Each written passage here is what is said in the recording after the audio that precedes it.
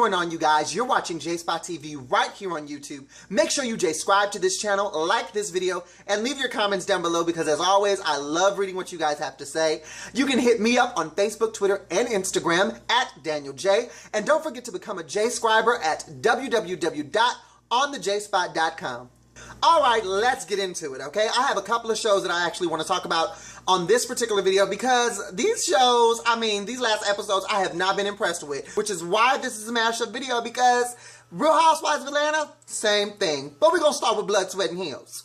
So Demetria's having her anniversary party for her blog. It's 7 years. Congrats to Demetria Lucas. Her book is doing really, really great. She was like, I don't want to brag, but Bella in Brooklyn is like a really real word, okay? Melissa and Daisy are crashing the party. Melissa was invited, but Daisy was not because Demetria and Daisy are not getting along. Hello?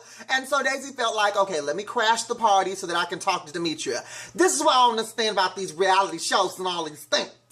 Why do y'all choose these public events to have these private, serious conversations? If I only had a brain. At her anniversary party for her blog, like that's not the place where you want to start asking questions about, why are we not friends? How come you don't talk to me? And then I got to tell you because I don't like your ass. It's not where you have the conversation. But anyway, they get in there. Melissa and Daisy head straight to the bar. Alkies. And Melissa pulls out that good, great card and it's declined. They said, do not pass go, do not collect $200, and go back to your bank and deposit a check. She's up there trying to be fake, talking about how she just deposited a check. You know that fake thing that we do with our phones, you know. Girl, I don't even know what's going on, girl. Let me call this. Hello? Yes, I just put a check in there the other day. What do you mean it's on hold? What you mean it's on hold? I ain't got no money. I'm in real estate, honey. I ain't making no money because I don't know how to do my job. I'm too old to be a hoe. And the 5Gs that I got last week from the event, that's gone because my bills and my house, that ate all that up. I ain't got no money. And that's all you got to say. That's all you got to say. Melissa, you ain't got a front, boo-boo. You are no longer the video hoe. We understand that. Now you are in the real world. And in the real world, sometimes we just can't afford a drink. How about you just have money in your account? How about you learn how to do real estate, sell a house and make some money? How about that? We move on to Daisy trying to get to Demetria to have this conversation. And Demetria's like, why is she here? What the hell is she doing here? She's like, oh, and Daisy's oblivious. Like, is she ignoring me? And Daisy, I really want you to get that wig fixed, okay? I need you in another piece of hair, honey. I need you in another type of, call up Portia Stewart from Real Housewives of Atlanta, honey. Call up Tammy Roman.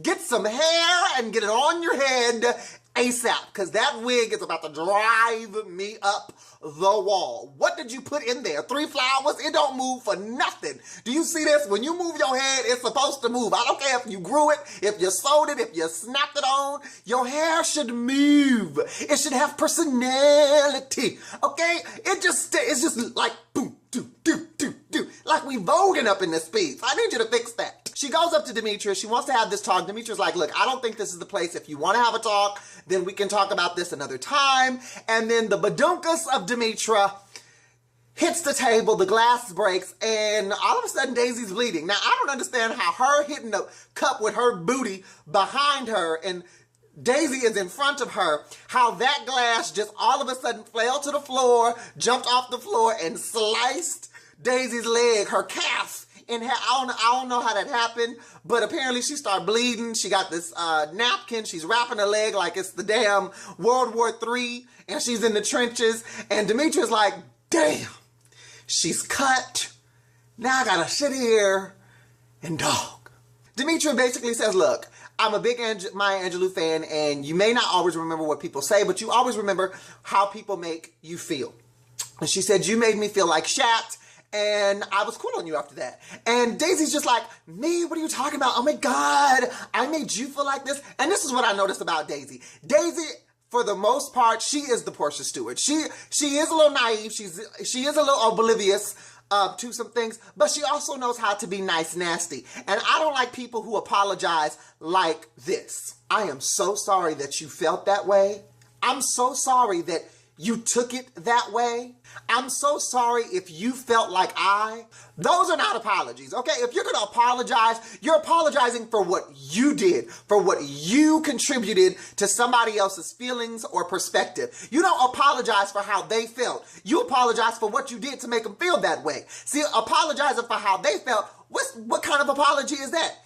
You can't control how they feel, but you can control what you've done to contribute to how they feel. So that's what you apologize for. So when she told Demetria that she was sorry for how she took it, what other way was she supposed to take it? You sat at a table full of women who was all pissed about this blog, and you was throwing digs all night. The only one of y'all that had any kind of womanly sense was Bree. Bree took out to lunch, said, look, we're gonna go have a cocktail and a kiki, we're gonna talk about this.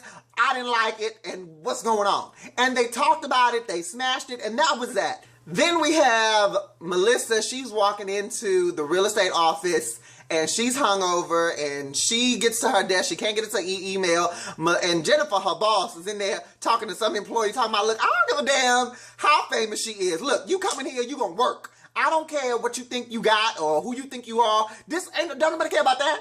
You had all these connections and ain't nobody bought nothing. They ain't bought Nathaniel, Natasha, Nathan, nothing. They ain't bought a pair of shoes, some shoestrings, a bar of soap on a rope. They ain't bought nothing from you, Melissa. So Melissa walks in, she's like, so, I wanted to know if I could use the conference room because I didn't want to disturb the office. And Jennifer's like, yeah, sure, go ahead. So she walks in, and right after her, Jennifer waltzes on in and says, look, you know, we had a meeting this morning, and you should really start coming to those meetings. You know, you should really start to make people feel like you're a part of the team. Learn some things. Learn how to set your day, how to schedule your day so that you can start selling stuff and making some money for the both of us. And then she's like, you know, I question, you know, what the bigger picture is. Like, are there things going on? Do you really want to be here? So because of that, I wanted to go ahead and meet with you tomorrow before we have the meeting. And Melissa is just like, I don't know what to do. Melissa's like, oh my God, I'm nervous. It's very intimidating. Oh my God. So let's skip over to the actual meeting that they have. So Jen and Melissa, they're at this little coffee shop. They order their little espressos and things. And basically Jen tells her, look, what's going on? I want to know how you feel. Like, where do you feel like you are in this particular space right here as a real estate agent? And you know what? Melissa goes into this. She tries to be intelligent. And this is what I don't understand. People always try to get intelligent in the last hour. They always try to get smart and like they know what the hell they're doing in the last hour. Like, you know you about to get that you fired speech. All of a sudden, she's like, well, you know, I just wanted to let you know that when I was not in your presence, you know, I was working my butt off and I just did not appreciate the lack of trust that you had in me because I was doing the job. You know, I didn't ask for preferential treatment.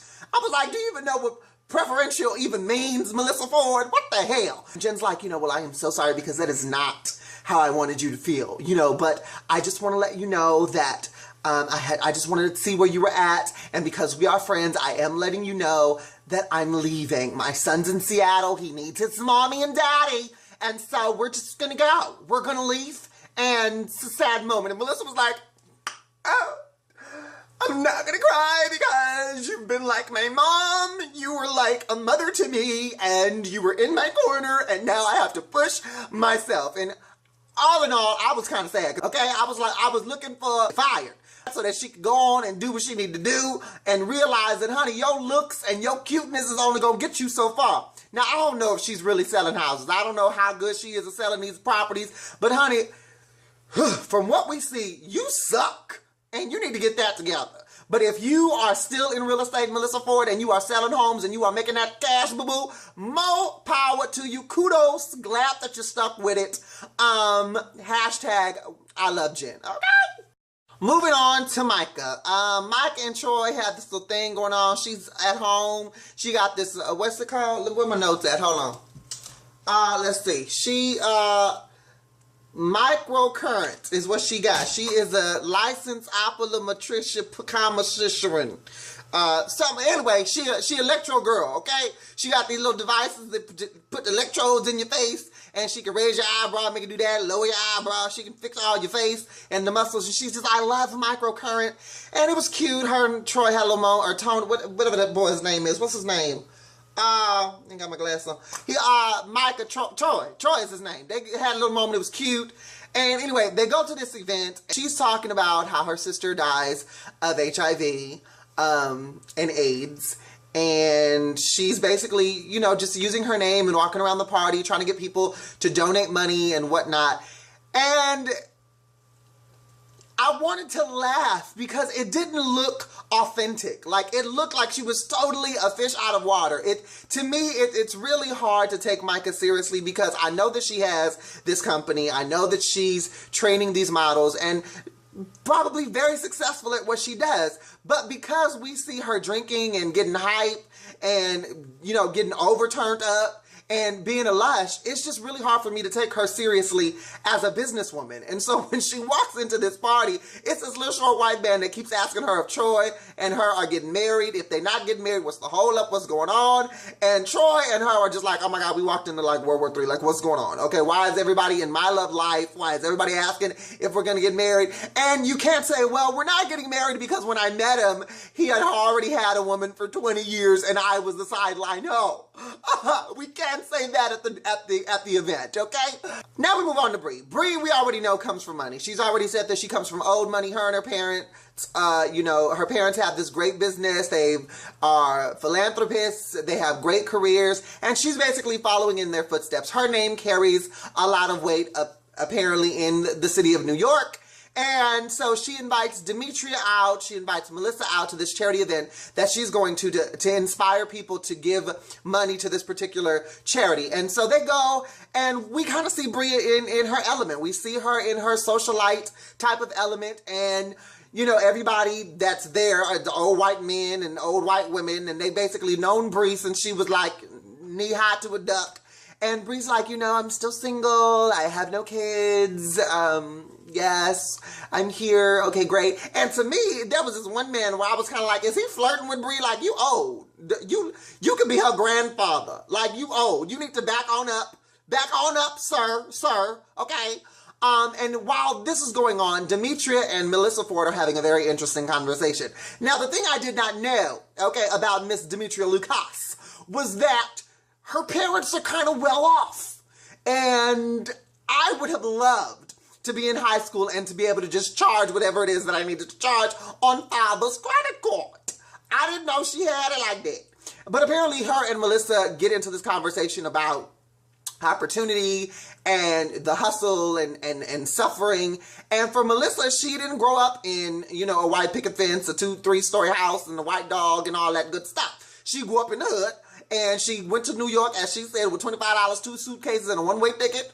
And she had to struggle for what it is that she had. And once she got there, she had to fight to keep it. And Demetria's like, well, suffering, I mean, come on. Like, are we really suffering? Like, do you have a home to go to? You know, suffering is like kids in Africa, you know, who don't have food and who don't have shelter. And Demetria's like, well, I don't know what that life is about, honey. I mean, yes, my parents helped me, but the thought of going back home to my parents and living with my parents, like, no, the I told you so would kill me. I would rather die in New York. And it's not like my parents are writing checks and taking care of everything. They're like, no, if you go to school, you do what you say you're going to do, then we will help you out. But Melissa's kind of coming from a place where, what if you don't have parents that do that? What if you don't have parents with a college education? What if you don't have parents that could just write a check? And you really do have to go out and get what you get on your own without the help of your parents. So I kind of understand where Melissa's coming from. I mean, I'm cut from that cloth as well. My parents are not, you know, rich and well off.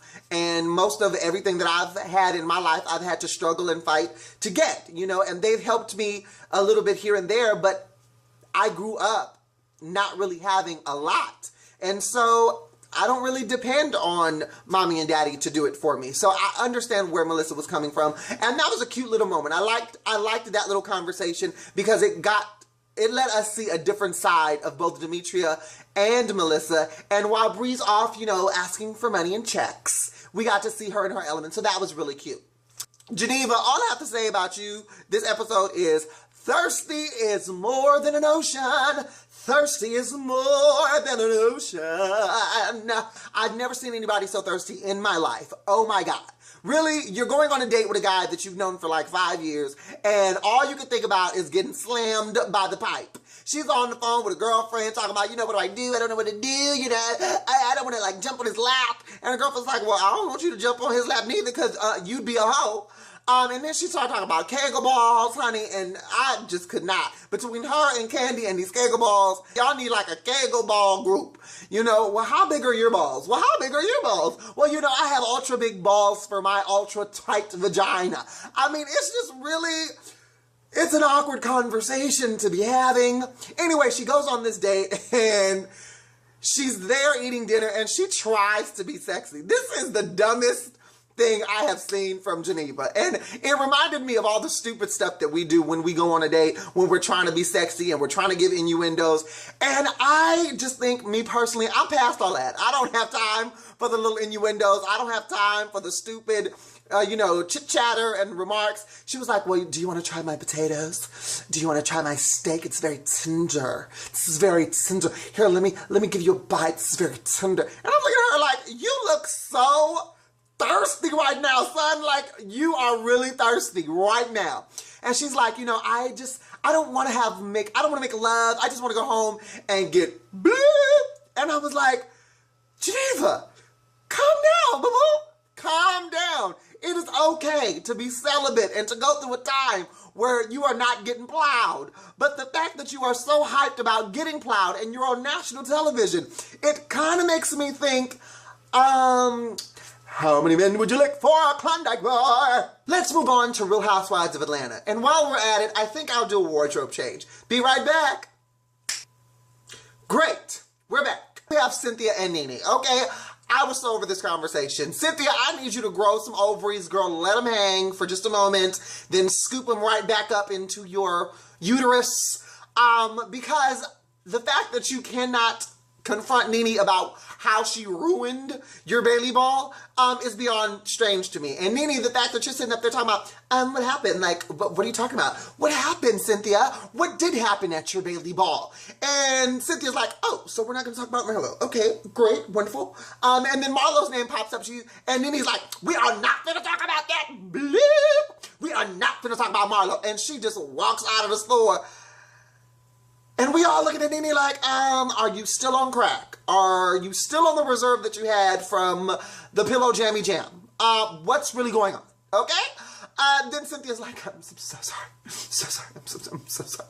Nene, you always talking about how real you are and how people need to be grown, and how Kenya, you were all about how Kenya needed to own her part at the Pillow talk party, whatever.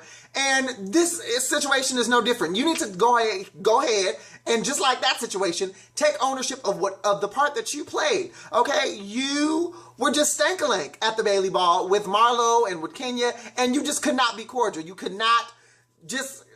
You couldn't just suck it up, and it angers me, Nene, because you are the veteran. Okay, whether we like you or not, you are the veteran. You are the chick that has been through season after season since the very first season, when we have my girl Lisa and my girl Deshawn and Kim Zolciak and She by Sheree, and you're the veteran. And so we expect more from you, and you should know how to play the game. You never let them put you in a situation where you have to go there. And the fact that you went there with Marlo in that way, and y'all supposed to be so tight, over Kenya, girl, please. Then we have Marlo and Kenya. Kenya comes over to Marlo's house and they're chit-chatting. Marlo makes them a couple of cocktails and they have a little chitter-chatter. And she's like, oh, darling, these are fabulous cocktails. And Marlo's like, do you think I should be a bartender?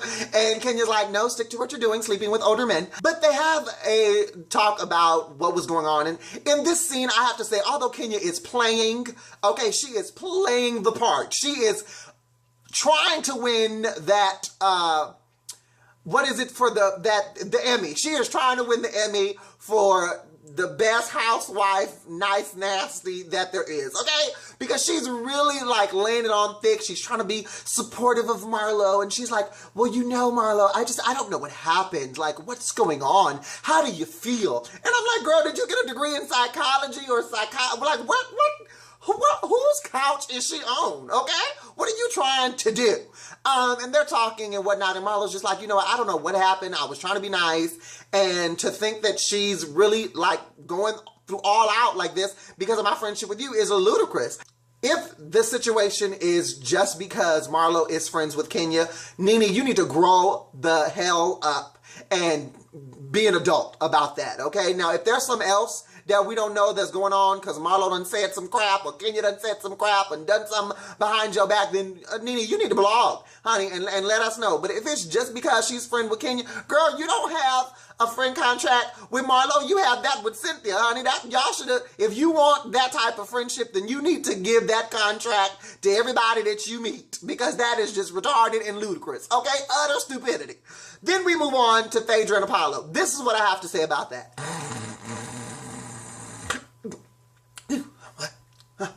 What I miss?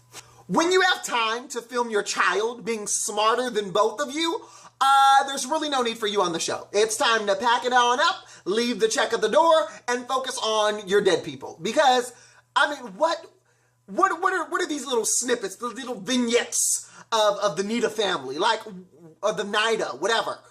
What's going on? Although I will say, Aiden, boo-boo, you is smart, okay? You is really intelligent, and I really appreciate that you only 2 or 3 years old and smarter than your daddy. I really appreciate that. Hallelujah! That means there's hope for you, young man. Teach your brother. Make sure your brother's not the slow one in the family, because, you know, sometimes that skips a generation, okay? But anyway, they're talking about the trip to Mexico, and Phaedra's like, well, I don't know if I want to go, honey. Because, you know, I mean, I don't want to be next to Kenya, and, you know, she, you know, what's going on, but, you know, I might go, honey. I don't know, child. And if I go, I'm going to invite, Dwight. I'm going to go ahead and have Dwight be my +1. And Apollo was like, what you mean, Dwight? What you talking about? Bye, Felicia. All she had to do was mention Mexico, bikini, and Kenya, and Apollo had a grin from ear to ear. I was like, Apollo, boo, you... This is the stupid part of Apollo. Apollo, just blank face. Blank face. No expression. No nothing. So when Phaedra was like, I'm taking Dwight, he was like, oh, so you're not going to take me? I mean, you just going to go ahead and just try to control my life? And she's like, I don't know. I got to see, child, because, you know, I ain't trying to deal with Kenya. Moving on. Okay. And then we have Papa Smurf and Kente. Okay, Kunta Kinte is having a conversation about what's going on with this divorce between Kente and Portia. And I really have to say this. It was good to hear that side of the story, to hear Cordell's side of what was happening. He was talking about Portia's mama, you know, that her family was just all in a relationship and they couldn't have a relationship. And he was saying how her mama was in his master bedroom, you know, on his cream couch or whatever, with a large pizza, eating it, just chilling. And I can see Portia's mama doing that. I mean, the way she belly flopped on that counter at Portia's house, I was like, well alert.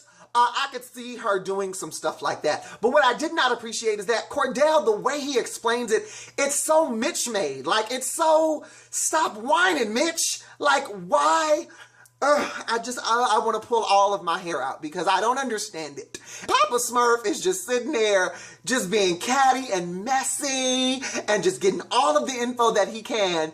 And then we get to Mexico, honey. They are in the limo. They are in Mexico. And what does Papa Smurf do? He brings up the conversation he had with Kente. And he's like, so yeah, Portia, I was talking to your husband. And I was like, they're in the middle of divorce, so is he technically still your husband? Like, can't you say I was talking to Cordell? And then first of all, how does that just pop up out of just nowhere? Like, it just seemed like it just, boop, there it was. I want to talk about Cordell. You're single, we're all here on a couple strip, and I'm going to talk about the man that you're divorcing. And so, that was messy, Papa Smurf. Just real messy. And Papa Smurf, he was like, anytime you start a sentence that says, no shade, prepare for the palm trees and umbrellas, because what's there going to be? Major shade, okay? Let me pull it down. Major shade, yes. And first of all, the fact that Peter was even saying shade to me, I was just like, Okay, but that was just totally rotten. Rotten, messy, just catty. I didn't understand it. And Portia, poor thing, she didn't have her sister. She didn't have anyone on her side. And she was just like, look, I don't know what to say. I'm caught off guard. And, you know, they tried to go through that whole thing. And I kind of felt sorry for Portia because that was really not the place and time to have the conversation. Phaedra apparently missed her flight because she couldn't find her passport when, I believe Nene, honey, she was like, look, I'm about to let y'all go, figure out what Kenya's about to do, and then I'm going to call you like, what's going on? Now, all while this is going on, Kenya and Lawrence have already been to the place. Okay, they have already gone. She's walking in with this white outfit, honey, giving me all of Mommy Dearest Joan Crawford circa 1972. And I'm like, really, Kenya? I can't. That presidential suite, though, it was the business. Holler back at me, Bravo. Yes, you paid for that. Lawrence, she tried to put him in man clothes, and he was like, oh, I'm a lady. I don't want to be a man. I'm a lady. I am a lady. Who's in charge of the girls? I'm in charge of the girls. She has these little gift bags, more like shade bags, and she puts them in all the little different rooms. So when everybody gets there, she's in a poncho, a sombrero, and a bikini, and she's just twirling, honey. She's twirling and trying to be fabulous. And she shows the girls their rooms. She gives Nene a presidential suite. And Nene's like, yes, because, you know, you're the vice president. And she was like, no, I have a presidential suite. She's like, vice president. She's like, no. My trip, I have the presidential suite. I got you one too.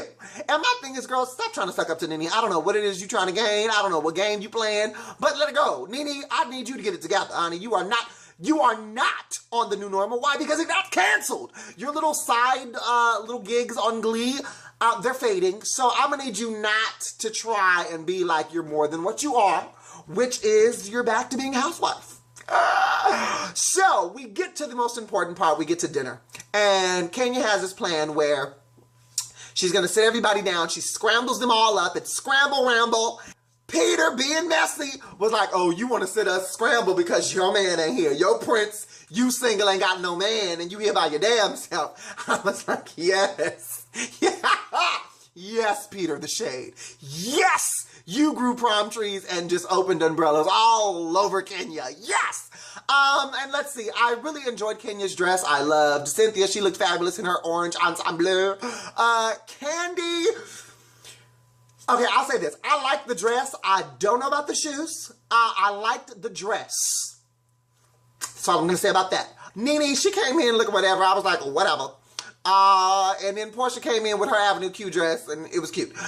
So they sit down, and yet again, they pop up with this whole Cordell mess. And Greg. I love me some Greg.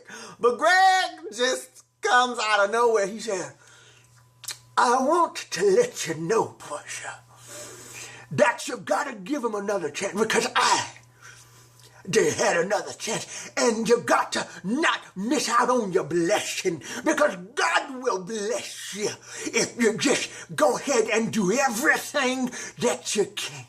You got to do it all that you can. You got to know that you've done all that you can do. And I'm sitting there going like, Greg, shut up. What are you saying? Everybody in the table looking like, what the hell is Greg doing? Nene, come quiet your husband.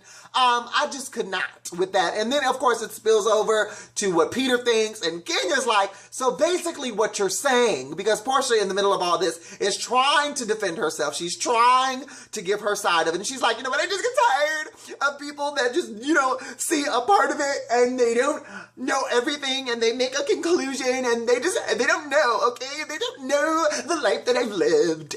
And I took a lot. I signed up to help him because when I met him, he was very wounded, okay? He was very wounded. And Kenya was like, so what you're saying is that you signed on to be his beaut. And she's like, no, if you would allow me to finish, please, if you would allow me to finish. And they have this whole conversation about her relationship. And my thing is this, why is it any of y'all's business? First of all, I don't give a damn if Papa Smurf is tight with Kente. It's not your business, and it's not the time and place to talk about it. And Kenya Boo, we still ain't seen a real man in your life since you've been on the show. So you need not try to verify, clarify, and talk about nobody's marriage, husband, boyfriend, platonic friend. You don't need to talk about Tweedledee or Tweedledum, honey. You don't need to talk about the Three Little Bears and Alice, Goldilocks, none of them. You just shh. That's what you can do. If it's not about Mexico, if it ain't about shoes and hair and fitness, shh. You don't have a say. And that was it. It was really a boring episode. It was what it was to me. I mean, it wasn't all of that. It was a filler episode. Now, next week, yes, I'm looking forward to that because Apollo can't seem to get it together. He can't seem to just not be in Kenya's space. And he's all like, I could have sex with you if I wanted to. If I wanted to. And Phaedra's over on the side like, what's she over there talking to him about? Like, what's going on with that? That is all for this video. I want to thank you guys for watching so very much. I love all of my J-scribers. You guys are fabulous. You give me the life that I need. Make sure you J-scribe to this video, to this channel, like this video, and leave your comments down below. I try to respond to the comments when there are comments, so make sure you leave comments so that I can respond to you and we can have a little convo, okay? So, you can go to onthejspot.com, sign up to become a J-scriber. It gives you access to the entire website, get a newsletter every week about things that are going on in LA with On the J-Spot with me, and just other businesses that are promoting through On the J-Spot. It's a great thing to have. Comes out once a week, so I'm not flooding your emails like every day. And make sure you follow me on Instagram, Twitter, and Facebook at Daniel J. Until next video, I love you guys. Thank you. Continue to support, like, comment, share, and until next video, deuces, my mooses. I see you walking by and I can't seem to decide exactly what I will say. Notice how you stroll, making me wanna know more, and I really want you to stay. Won't you just talk to me, baby? You know that you drive me crazy. I know what you're thinking, but girl,